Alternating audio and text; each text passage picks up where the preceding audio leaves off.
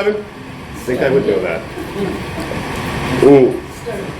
Dear recording people, I'm sorry. I started this without pressing the red button. We are just finding out how our level of understanding and comfort of marketing in general, and then marketing jargon, marketing terms. So again, height of hand for marketing jargon, MQL, okay, medium. All right. So this session is actually all about trying to be able to raise our hands higher on these things. We want to be coming out of this. And it sounds like you have a high level of comfort. I would not, I don't want to say it. Nope. I'm saying you are welcome to stay. You might actually have great insights for the rest of us, but you're also, if you thought it was going to, if anybody thought it was going to be something different than that, it's okay. Use your time, in the most valuable way possible. There's other sessions as well. The other thing I want to just sort of as a meta issue, Kevin and the organizers were very apologetic about the fact that we are using a replacement projector for something that died. It's a little bit not great. And so if I could have a volunteer just go to the back of the room and turn off the light, and just, like that might help with visibility. Is that better or worse? Do we have any consensus out of that? Better. Okay, all right, we'll do that then. Cool. All right. So I'm Drew. I run the developer relations team at Pantheon. You can find me around the internet as D. Gorton. Outside of when I'm not at band camp or doing those things at work, I enjoy languages and travel. I enjoy cooking and playing board games and other new things is another thing that can almost always engage me with, and I'm happy to talk about any of those things. I mentioned I work for Pantheon now. In 2000, I went off independent, started my own firm, and decided that I could do it better than those people I was working for. It was great until, it was a good journey. I did that until about 2015. In 2004, I made my first really bad sale. It was just disastrous. It was really dumb. I talked to the client, get to know them and whatnot, and they asked us for this really big. We were basically building a CRM system for them, and at the time, I was like, wow, that seems really complicated. I'll just throw out the largest number I can possibly think of, $20,000. And they were like, oh, sure, we'll do it. And then 8 months later, we're halfway through the project, and it just keeps getting worse and worse and worse. It was really bad. We survived, it's fine. But in the aftermath of that, one of the things we did was let's just take a look at all the projects that we've done. What are the good ones? What are the ones we like? Where are we making a difference? And we realized, as we looked through all of those, the folks that we wanted to serve were marketing clients. So for 11-ish years, I specialized in running an organization that would help marketers be more successful. And we did kind of, towards the end, we were doing 200,000. I'm saying these things just to give you a framework for where I'm coming from. And we would have multi-year projects, lots of multi-deal clients and such, and with a focus on nonprofit, education, and government. In 2015, I came to Pantheon and joined the marketing department. And I realized how little I knew about marketing and what these folks did. So today is really all about helping a younger version of myself, or what my impression of, hopefully, some of you are somewhere along a similar journey. I'm going to start by taking a step back. So as Pantheon, we have insights into we spend a lot of time thinking about what's happening out there on the web, right? So, at a very high level, we see some things happening around Drupal specifically. But websites in general, though, is a precursor. We hear a lot about digital advertising. You can, open up your app, read wherever you consume news. Especially recently, there's a lot of conversation about what's going on with all this advertising patterns. It turns out we spend even more. The economies around websites and things happening on the web is even larger. So this is a huge, huge place. We just don't, I certainly don't care about as much. When I saw these numbers, I thought that was kind of eye-opening. So there's this very large market, lots and lots and lots of activity.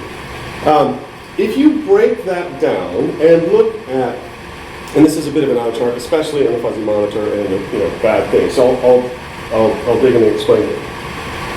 If this is a look at size of organization effectively this way. So this is between 1 and 5 million revenue, 5 to 10 million revenue, 10 to 50, 50 to 500, 500 to a billion, 1 to 10 billion, over 10 billion in revenue. Or sorry, over 10 billion in revenue. And then what CMSs, if you look at only 4 CMSs. If you look at WordPress, WordPress is this lighter, or this the bottom bar and all the things. Drupal, there's the Drupal blue. Adobe, and up here is Sitecore.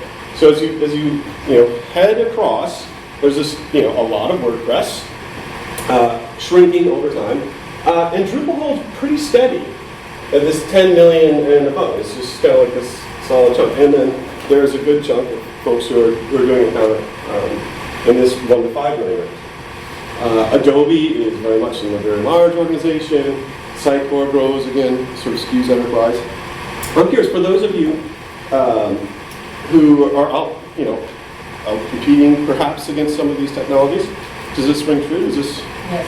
I was curious if you had an idea on if you just said other. So other. So this is it would be large. Okay. So this is only looking at these 4 CMSs. So it is useful only to sort of think about the relative place in the world, if you will, or at least how it shakes out today. And I think this has, for any of us who do Drupal, it's great. I mean, these folks, these folks all have real budgets, right? If you have a company that is that large, that is doing that much business, there are real budgets, there are real needs. Drupal, is for ambitious digital experiences, we say these days. These, that is the range in which these things can happen.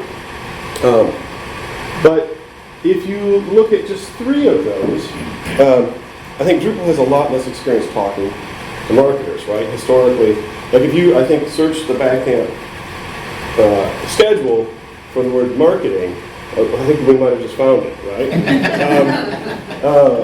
So on the one hand, there's WordPress, where a lot of people start, if you are, say, younger in your career in a marketing department, you have probably used WordPress somewhere, and you may not have a good experience with it, but oftentimes you have a good experience with it because it works. It's nice, easy, boom, get done. On the other end, we have Adobe, which is a top-down sort of CMO decision. Ignore that.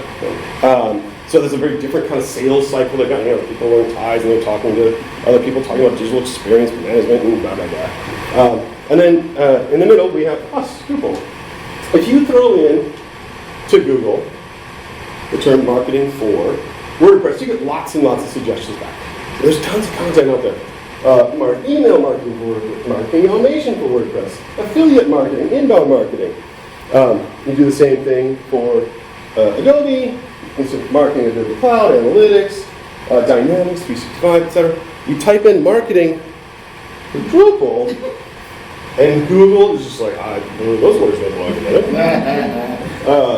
It is totally stumped. And I think that is a problem for all of us, because the people, again, who are buying these things that we do, paying for them, are oftentimes something, comma, marketing. That is the person whose budgets we are using.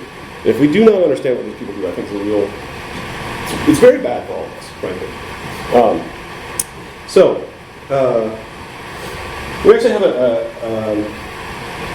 so one more thing on this. Is that if anyone is not sort of doing things with marketers, we have a state data agency report that's going to be coming out shortly. If you go to our website, it'll probably be advertised soon. This is a sort of a preview, but so put your email address on and you get it. And we'll send you emails, but you can always unsubscribe, so it's okay.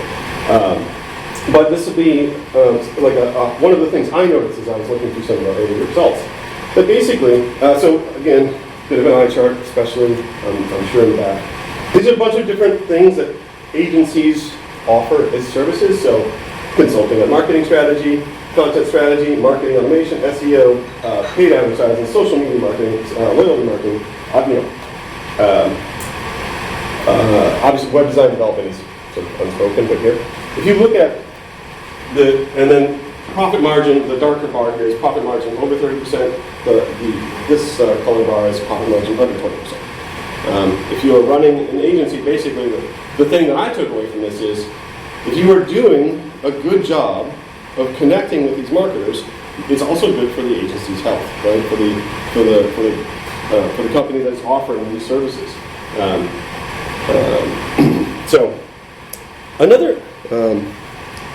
So let's get into it. I'm actually going to pause right there. I should also just mention we are a smallish group. If anyone sees anything, feel free to jump in. I should have been more direct about that earlier. This whole thing will take about 30 minutes. We have 45. I think there's plenty of time for questions and things. So don't be shy. Advocate for yourselves. So marketing. So what is it that marketers do? I'm sure about speaking this. Be nice. So marketing is really simple. It's just communication, right? It's telling people who you are and what you do. It's not sales. It's just simply, hi, my name is Drew. I do these things. So earlier, when I told you that I like to cook, that was marketing. I was just telling you what I do. It's not saying, I want to cook for you. Good. Like if you were hungry, we could work something out. And we had a kitchen and things. But that's what marketing is. It's just simply telling others who you are and what you do. And if you think about, it's saying it's just communication. That's kind of a big thing. Like, I think all of us, we're relational, creatures. We live in relationship with other people. If you think about the people that you know, how often you have miscommunications with people you might be quite close to. Certainly happens to me. Communication is hard. It's messy. It's never totally accurate. It's very difficult to, even with people we know and love, be totally on, right? And the further away you get from somebody, the harder it is even. So communication, while simple, is quite hard to do well. So in order to figure out if you're doing it well, you end up coming up with a lot of different kind of milestones and a lot of different sort of ways of thinking and measuring how well you're communicating. But that's effectively what they're all doing. There's how many people are familiar with, just show of hands, sales and marketing funnel as a thing? It's about half the hands in the room. There are many different versions of this funnel. I'm showing a very simple AIDA funnel, AIDA, awareness, interest, decision, action. There are different, that's probably one of the most common ways of sort of looking at a sales and marketing funnel. But it's kind of a simple idea. So if you were to look at the world of people you're communicating with, you might have about 10,000 people who are aware of what you do. So maybe 10,000 people in the cooking example would know I like to cook. That is not an accurate number, but that's the idea. There are people who are aware of what it is you do. There might be 1,000 people who are interested in it right now. Oh, I'm kind of hungry. Thinking about so again, if you do Drupal things, maybe there's 1,000 of those 10,000 people who are right now kind of thinking about, maybe I need a Drupal thing soon. 100 people deciding, okay, we are actually putting together a project, we're putting together a project, etc. And 10 are saying, all right, we're choosing a vendor today. That's a basic idea of a sales and marketing funnel. Awareness, interest, decision, and action. If you map that to some of the things that we all create, I think they map out like this.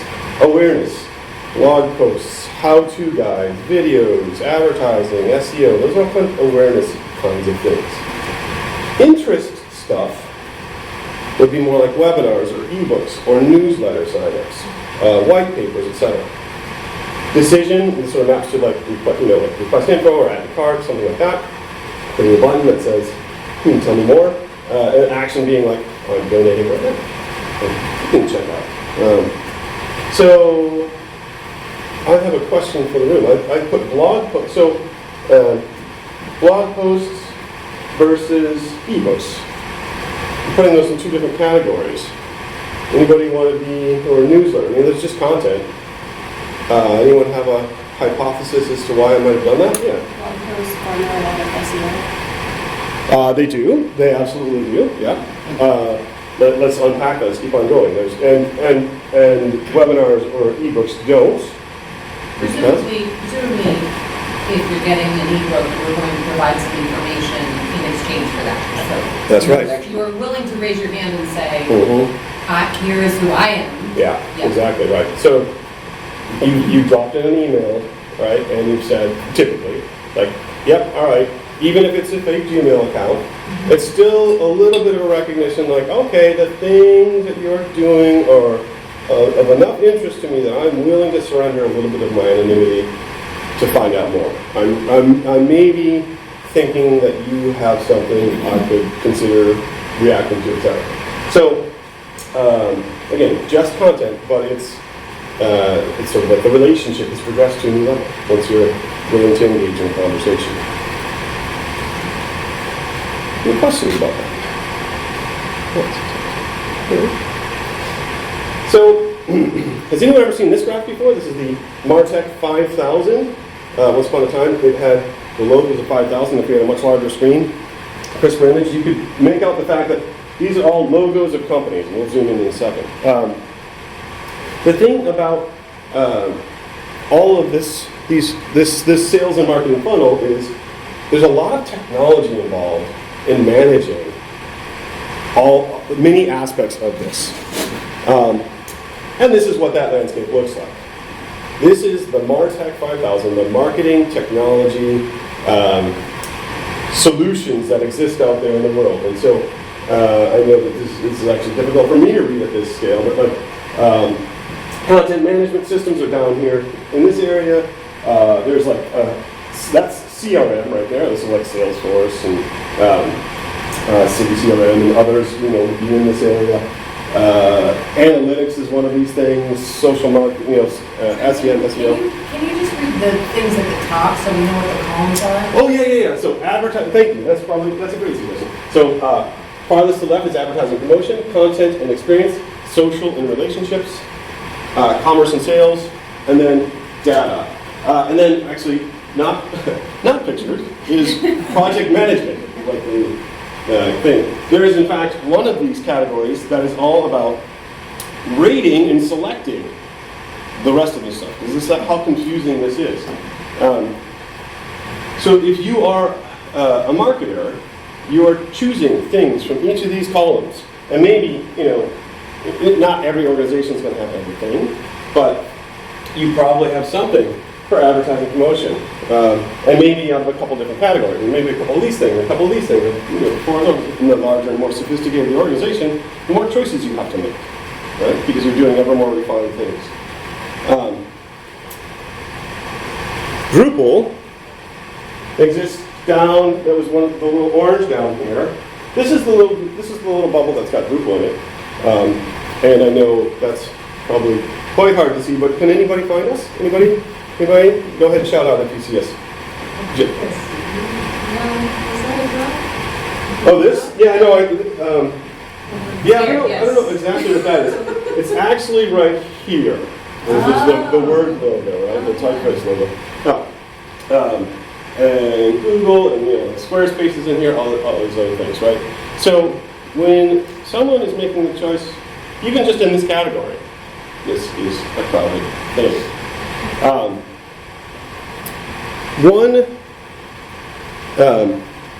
One thing I sometimes hear people who do marketing self-describe as, or others like us who might be, consider ourselves technical, say, a marketer might self-describe, or someone might call them non-technical. Actually, I work in the marketing department. So, my colleagues are incredibly technical. They don't code PHP, right? I think it's like a soapbox which I don't need to get on, but like marketing is technical. Understanding how these systems string together and the data that needs to flow back and forth between them, like just because you don't know JavaScript does not mean you're not technical, in my opinion. So there's a ton of tech involved. So content management systems, CRMs. Anybody know what a CRM? Give me an example, what that stands for. City CRM. City CRM, that's right. Customer relationship management. That's right. Yep, Salesforce is another one that you see out there in the world a lot. City CRM. Jack, I bet not everybody's ever heard of City CRM. What's City CRM? City CRM is actually a constituent relationship management system. It's designed specifically for nonprofits, so less on the customer kind of relationship and more on all the kinds of relationships people have with their constituents, donors, organizers, volunteers, etc. Cool. Jack's super involved in that community, and we'll be happy to, I'm sure, to talk to you about that if you have those kinds of needs. That's open source as well. Digital asset management was a fun abbreviation. Everybody know what that stuff is? Why do you need a DAM? Organize all of your media and images and Yeah, like, because, for example, after the 10,000 upload to your Drupal website, you realize, yeah, I'm no longer able to find any of these images, right? Where's these PDFs? Is this the approved one? This is the old version, I think. Maybe I'll just copy it again. Who knows? Yeah. So digital asset management and tons of other things. And there are lots and lots of measurements. CAC, MQL, NNN, CPL. The good news. So all of these measurements are really easy. We're going to learn 9 right now. We're going to do 9 of them. And then we're actually going to, and then I hope provide some tools to understand any others that you might sort of wander into in a conversation. And then we're going to make up 2 new ones. All right, so let's just take a look. Ooh, no, don't touch the thing. So if we look at, let's just say we're looking at a sample organization. It's nonprofit.org, such a clever name. Look at their social funnel. We'll just say like they are doing it was January 2019. They were doing a retrospective. Like, how did we do in 2018? Well, let's just take a look at all our numbers. Such. So if you just look at the raw numbers. They did a bunch of paid social ads that gave them 50,000 impressions a month, people seeing their ads or social posts. About 2,000 visitors, this is per month, sorry, 2,000 visitors per month engaged, like saw that, like, oh, I will click to find out more. And they spent about $1,000 a month to do that. Okay, some numbers. Overall, their whole website traffic is about 10,000 people a month. This organization has realized in some previous years and sort of analysis, like one of the things they really want people to do is donate. They have learned that when people sign up for their newsletter, they're like 10 times more likely to actually donate. And so they have marked that sort of just in their head, their own mental sort of model, like, well, we don't just hit them with donate the first, moment they're walking in the door. Hi, why did you donate? Like, they just tell them about your mission and other things, get them involved, and get them volunteering, doing some other things. And eventually, maybe they'll donate. They've again, recognized that signups for newsletters is just a critical spot on the way, so they sort of mark that as a special spot. And they get 20 donations a month for about $1,500 on average. So again, these are just a bunch of numbers. Okay, we've got some numbers. Let's do a little bit of measuring. This is probably one that most of us have heard, CTR, click-through rate. It's pretty close to the web kinds of things. And it's a very simple one. So click-through rate, how many people click a video site? Run the math. 2,000 visits out of 50,000 impressions on those social and other ads. That's a click-through rate of 4%. Okay, now we know. CTR of 4%. Cost per click. Again, this is also probably one that many of us are familiar with, probably. How much does each click cost? So if you look at that, so 2,000 visits. We spent $10,000. That means our cost per click, 50 cents. And I would love 50 cents. Yes. And let's just look at this. Cost per lead. This is maybe a little bit different. This is maybe a little less familiar for many of us. How much does each lead cost you? Well, the first thing you have to do is decide as an organization what's a lead. In that sales and marketing funnel, the idea that there's a lead is when somebody is ready to be spoken to. Like they've like raised their hand far enough to say like, I would like to engage more. Most marketers are in the process of generating leads so that their sales team or their donors team or some other team can pick those up and say, oh, now you have learned enough about us and what we do that you're ready to enter into a more formal conversation. So in this one, what was the lead?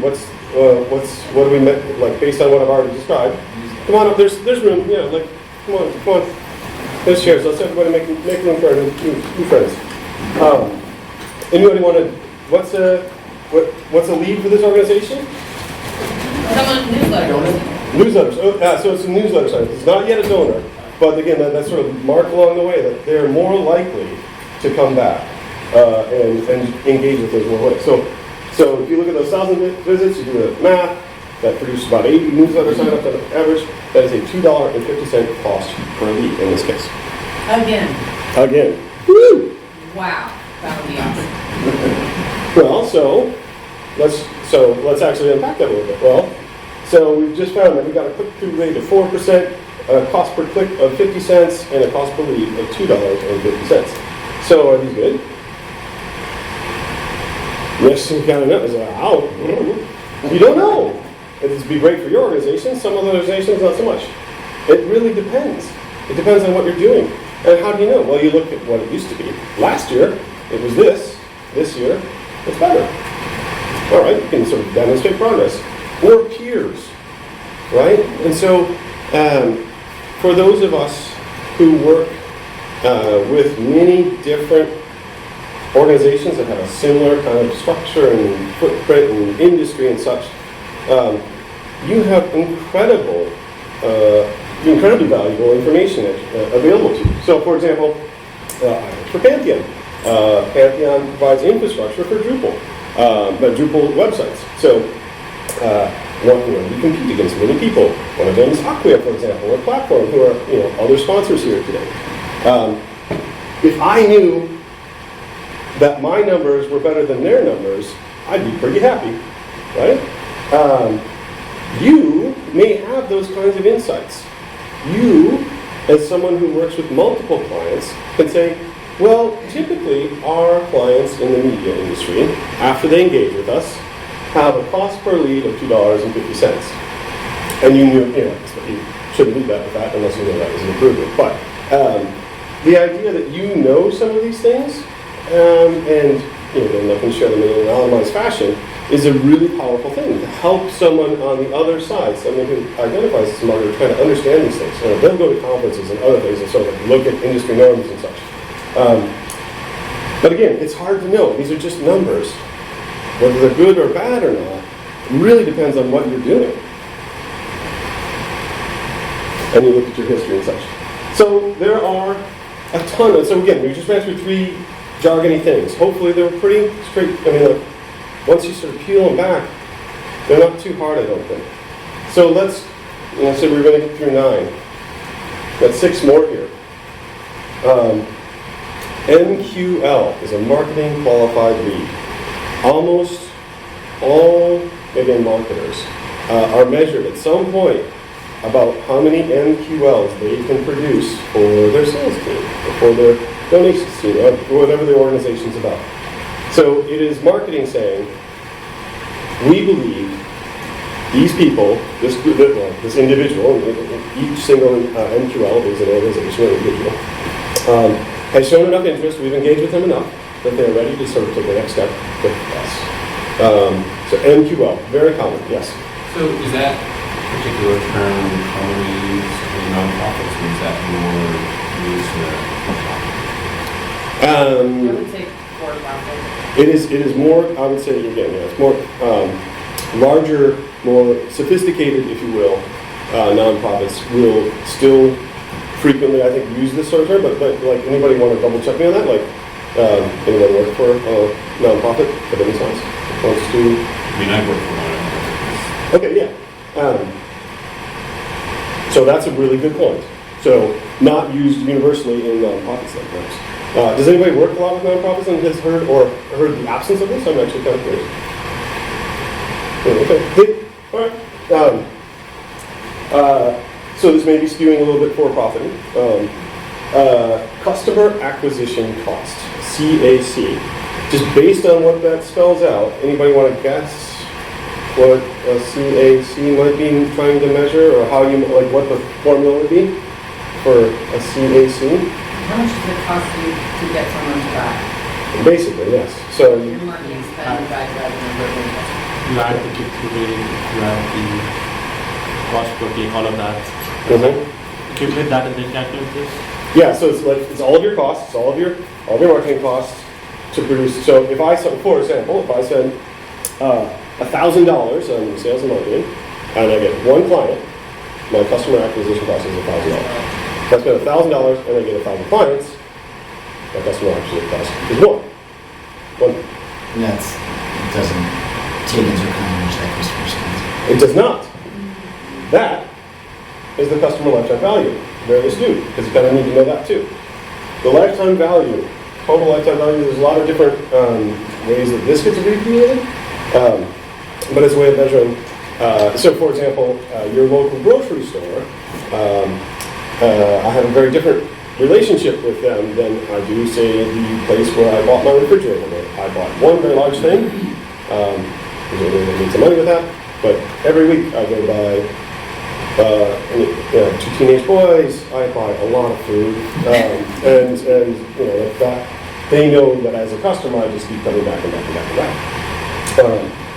So that's lifetime value, sometimes abbreviated different ways. Net new names is another one that is important. It's certainly for some organizations, but I put in there kind of as an example of something you can kind of, once you know what the words are, hopefully maybe just sort out in your head what is it that they're getting to. Net new name. So if it's measuring how many new people basically you're interacting with. If I have an organization that has 50 very ardent supporters, and we do a lot of activities and there's a lot of things happening, I want to measure that in a different way than I do if I have 500 new people coming through the door. It's basically how many new people are you interacting with at any given point in time. Your sales and marketing efficiency is add up all of your sales costs, all of your marketing costs, and divide that by it is the number. There's a formula, very specific formula. It's like the number of, it's how much revenue that brings in. So you want that to be a positive number, right? So if you spend $1,000 in sales and marketing, you want to hopefully get at least $1,001 back in donations or sales and other things like that. And so understanding that ratio is what sales and marketing efficiency is about. And then oftentimes when you're measuring things, you see this term MOM, which means month over month.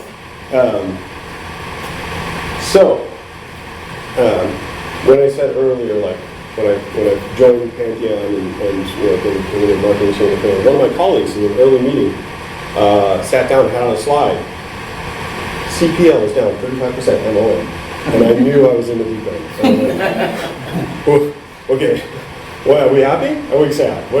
Like I'm just going around to my colleagues, are we exactly? What? I'm not sure. Does anybody want to guess? CPL is down 35%. MOM. That's good. Why? It's cost. Cost. Yes, cost is because the C is a giveaway, right? The cost. So somebody who understands this, unpack it for anybody else who might not be catching it quite as quickly. Cost per lead is cheaper, 35% each month. Yeah, that's awesome. That was great. That was my colleague Sarah who was sharing that. And we were very happy. And then once I understood that, I was like, oh, that's great. Awesome, Sarah. But yeah, I told her, I'd be like, again, there are more acronyms out there, but I think once you sort of like peel them back just a little bit, it's like, oh, I see. I understand this framework you're using to sort of gauge interest and whatnot. You see the letter C, it's probably got the word cost somewhere, although I guess not the click-through rate, but anyways. There's not that many letters that are commonly used. So if you would like to make a marketer happy with someone who makes things for them, make reporting easy, right? So don't just drop in Google Analytics and call it down. You can do a lot more. Marketers have to report on progress. So typically, they're spending money. At some point in time, someone will ask them, how do you know the money you're spending is well spent? And it's a fair question, and it's hard to know. So help them understand what these numbers are for their organization, help them get a promotion, right?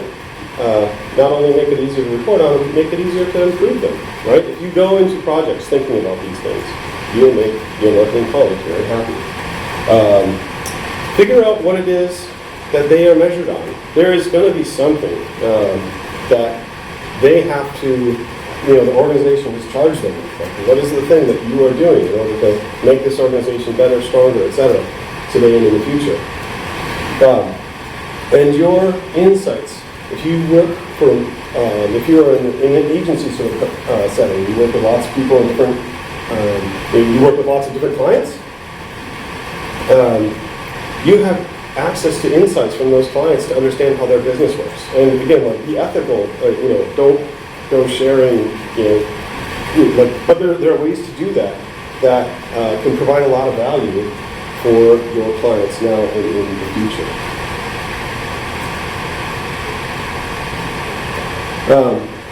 Again, if you are in the business of doing that sort of stuff, I'm kind of giving it away here. The things on the left are very interesting to hear as a marketer who might be choosing between, say, your proposal and someone else's proposal. Telling them how much Drupal you do and how good it is okay. Well, I hope to hire experts. But if you think back to that Martech slide, you being really good at one of those little jargon things in the middle of the ones, it's like they've got a lot of things they need to string together.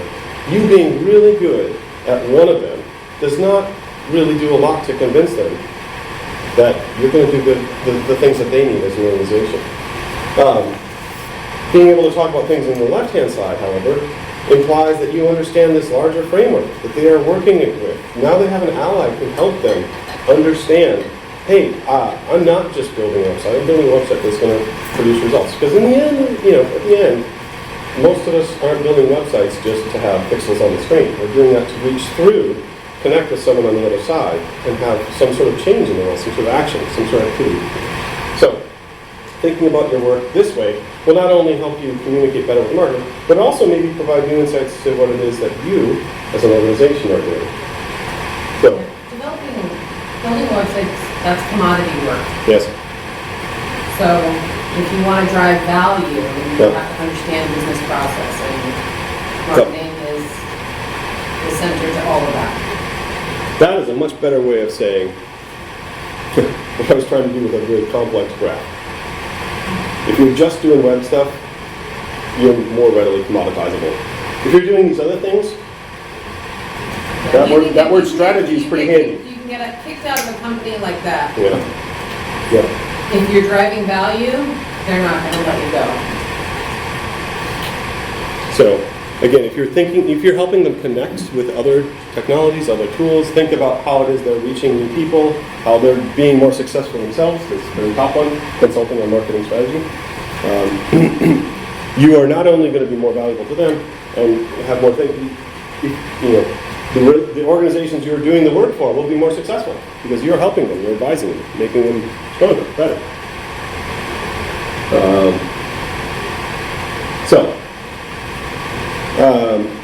In summary, you want to make a marketer happy.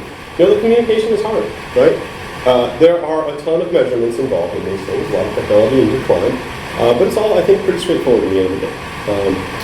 So, if you want to help them succeed, give them better communication, smarter measurements, and better integrations. Because connecting the dots, connecting the lines, and moving the data back and forth between all these systems is another very complex whole specialty that is very much real in the world, often called marketing operations. I didn't really talk about it earlier, but that is just about what I wanted to cover. We can cover any of that. But I said we're going to invent 2 new acronyms today. First one is our Marketing Understanding Index, the MUI. I asked those of us who were here at the start how comfortable we were with what marketers do and such. How many of us would raise our hands higher now after this 45 minutes? That is about half of maybe, oh, most of the hands, okay. So I would give myself, in this particular bit of communication I just did, about an 85% Moody score. Marketing jargon confidence. How many of you feel more confident that you could, unpack the next jargony thing that was the 3-letter acronym that's thrown at you? Hands up. All right. Well, that's also, it's about an 85% MJC improvement here. It's not bad, not bad. Is that good or bad though, actually? I don't know. To compare versus, yeah. Yeah, what's the month over month, right. But then maybe, well, if somebody's hand went from all the way at the bottom to all the way at the top, would that score higher? Well, you could be fine this way. But this is basically all that a marketer is trying to do when they're coming up with these things. And you again, hopefully have a little bit better understanding. So, that's what I want to cover. We have, actually not that long, I'm sorry, it was a little long-winded. I saw 2 hands, I saw yours go first. Maybe more philosophical, but how often are you guys looking at are you scrutinizing the KPIs that you guys have to make sure that you're not chasing a KPI versus making sure that KPIs itself is what you should be chasing? Yes, okay, so me, like were you asking my organization? Yeah. So the question was, for the recording, in case anybody didn't hear it, how often are we looking at our KPIs as an organization? And KPIs, again, could be dangerous jargon for some of us, so it's key performance indicator, which means like a thing you use to measure your progress.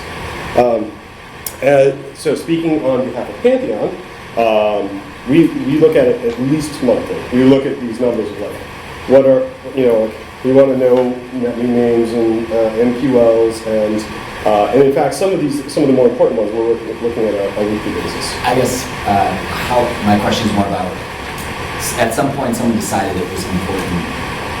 Are you saying, is this actually important? Oh, yeah. How often do we go back and say like, well, we thought a lead was this, but maybe we're doing the wrong things. Maybe using, our idea of newsletter signups. Sorry, just trying to rephrase again for understanding. As needed, basically, it's kind of a messy answer, but if somebody has a sort of spidey sense that like we're not doing the right things or what we've qualified or what we've decided is valuable activity, we're not quite sure, we're getting feedback from different parts of the organization that the stuff doesn't seem to be as valuable, like why are you doing that? I would say on an ongoing basis, it's sort of like yeah, exactly. It's just sort of like, it's kind of spiky. And so, wait, I don't think we should be doing that still. Yeah, Oh, sorry, I was just going to respond to that. So we look at our channels, so we have different marketing channels, and then we look at the quality of leads that come from each channel and evaluate that. And I'm looking at my channels weekly. cool. And so you had a question. Yeah, could you explain, please, the preferred use of the word conversion? So in my organization, I hear that used all the time. In some cases it's included, in other cases I'm not sure if it's referring to a click-through or I'm not sure the best use of that word. It's ambiguous. So conversion, so exactly. So for the recording, approximately, I hear the word conversion used in a number of different contexts. I'm not sure that they always mean the same thing. And I believe that to be, the answer is yes, you are correct. That seems to be a messy name. And so I think it's okay for you though, like if you're confused, if you're ever in a meeting and somebody's talking about conversion and you're like, are you talking about click-throughs? Or are you talking about actually like whether or not they click their donate button and then click the button at the bottom? If there's conversion rate it's just an English word. Again, like all of these things, so like, depends on the context, I guess, also. Sorry. I guess a kind of outside the box question. Wondering why is it that you or Pantheon as market leaders feel that it's more beneficial to compete than to cooperate? I mean, why would it be better for you to get more business and someone else to get less business? And wouldn't it help Drupal overall if it was more cooperative and so that you were not just say, you were more open to saying, oh, we have enough clients and stuff like this, why don't we give these guys clients, or why don't we open these leads to other people? Or do you do that? Do you have an open leads area? No, we don't have an open Share leads thing. things. So, I mean, I think there are a bunch of layers to that. I would say, on the one hand, we do. There are a lot of things that we do that we, I think we are sharing and being good, community members. So Definitely. sharing our insights into what, how these months are going. Like that's You also have free services for people to use. Right, right. Like that. But I'm wondering, in the overall, as you talk with Yeah, other yeah. market leaders, Mhm. why is it good to be the market leader and not the market cooperator who is helping others get what they need? Are you trying to put other people out of business, or No. and would that be the best thing? No, although some of them are trying to put us out of this. In terms of like third party answer, I don't work for Sure. Adobe or Gorton Sure. or anybody else. I know this much, capitalism is working in this scenario. When Adobe provided with their Adobe hosting, it doesn't only do in the account, really hosting condition. And then Pantheon came along, it offers such a unique service. Yes. Platform, again, how in the world did they do it? It's so unique. And what amazes is we're doing, oh my goodness, these are just completely different It's animals. driving innovation. Oh, So you don't think it would work if they were cooperating? the differentiation in the marketplace wouldn't allow for a collaboration level to maybe.